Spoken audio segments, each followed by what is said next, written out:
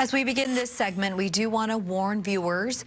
It deals with a difficult and potentially triggering topic. We will be discussing self-harm and suicide. We do want to give anyone who feels uncomfortable the chance to mute their TVs or possibly change the channel and return in the next 5 minutes. Suicide is the 12th leading cause of death in the U.S., and it's claimed more than 45,000 American lives in 2020. And now advocates are bringing awareness to a behavior that may be a precursor in hopes of saving lives.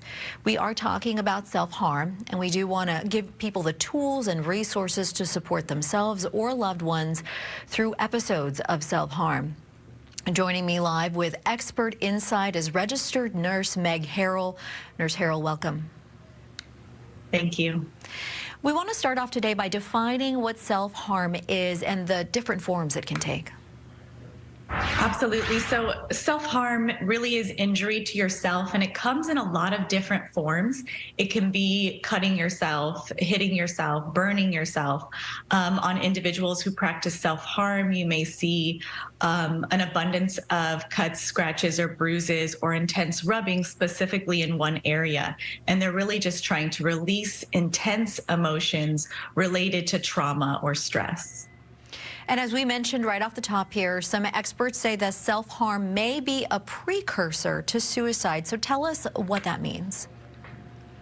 Yes, self-harm does not necessarily always mean an intention towards suicide, but it can be a precursor. So it's important to understand that the individuals who are practicing self-harm it really comes from a place of pain. It comes from being emotionally upset. And because of that pain, they are not able to cope, and it comes out in these types of ways. So it is important to catch it early because it is a precursor to the act of suicide. And you mentioned a couple of ways we might be able to tell if someone is struggling with this. Are there any manifestations that are something other than injuries to oneself, something that might lead us to believe someone is committing self-harm? That's a great question. Yes. So if you're looking at an individual or your close loved one or somebody that you suspect, you really want to create an atmosphere of kindness and understanding. A really non-judgmental approach to the person is going to be a huge deal. Now, when you're observing them, you can observe for those injury things, but another big precursor is that they are wearing big and bulky clothes. They're wearing long sleeves, even when it's warm, to sort of hide some of the self-harm. There is a shame component that comes with it. Disinterest in previous hobbies, activities, and friends, withdrawing from things that used to be of interest are big precursors. And I'm sure this is a difficult topic to broach with any person that you love who is dealing with this, but especially when we're talking about maybe a parent to a child or a teen, that could be especially difficult with the parent perhaps having a really big reaction because they're afraid for their child. How can you prepare yourself to have this difficult conversation with someone you love? I think the first thing that you need to do is realize your emotions and you're upset. Bring them down a couple hundred notches if you can. The emotional response of especially a parent can cause the teen to shut down and to not want to share their feelings, and it actually compiles the shame that they can be feeling. Again, a non-judgmental environment is going to be the best way to approach this person and understand that this is not a phase. It is not a mood swing that the person can be going through. We need to identify it as a real problem and something serious. And I think there is often, with this topic, the misconception that you can somehow force somebody to stop, whether it be by trying to remove things from them or perhaps monitoring them even more. But talk to me about the best way that we could potentially see some change in behavior.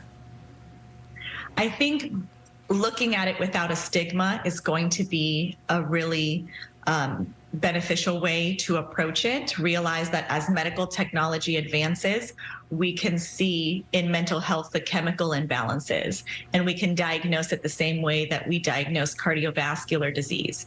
It is measurable, and therefore it needs to be treated.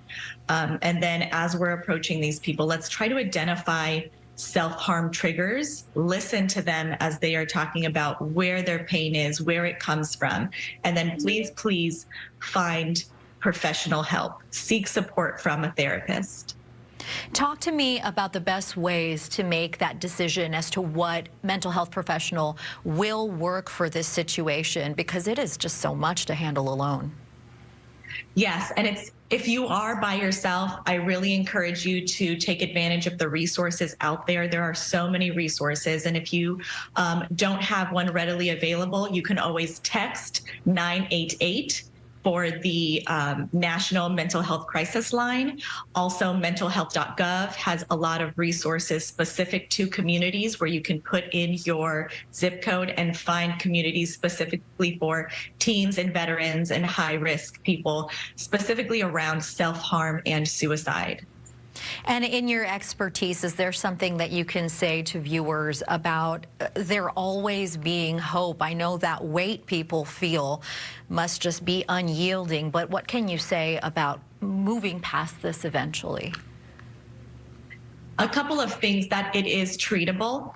A lot of people think, well, I must be crazy, and they put the stigma on themselves. But again, this is measurable. It can be treated the same way that we treat cardiovascular disease, a broken leg. There are ways to fix these chemical imbalances. It's really important to seek professional help. There are professionals who are trained in these types of scenarios and that want to help you. And personally, from being at funerals from friends who have carried out the act of suicide, I can tell you there's a lot of people who love you immensely that you may not even realize. Nurse Meg Harrell, thank you so much for your insight today. Thank you for having me. And again, it is important to remember you are not alone. If you or someone that you love is experiencing suicidal thoughts or self-harm, there is help for you. The National Suicide and Crisis Lifeline is staffed 24/7 every day of the year with people on the other line ready to listen and to help you. All you need to do is, again, to dial 988, both texting and calling at that number available to you. Good day, Seattle. We'll be right back.